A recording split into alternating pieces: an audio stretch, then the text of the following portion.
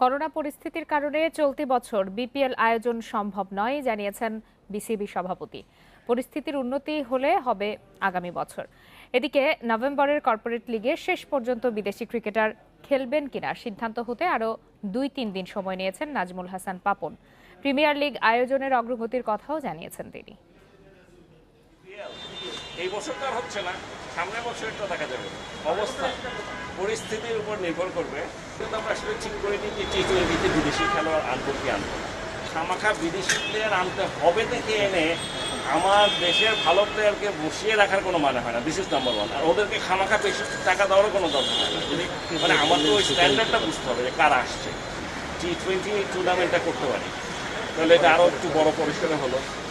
এবং এই বড় পরিসরে হওয়ার পিছনে দুটো জিনিস আমাদের জন্য কাজ করবে। একটা হচ্ছে আমাদের ডোমেস্টিক ক্রিকেটটা কীভাবে চালু করা যায় আরেকটু বড়োভাবে, সেটা নিয়ে আমরা এখন কাজ করছি। অলরেডি আমরা একটা কাজ শুরু করেছি।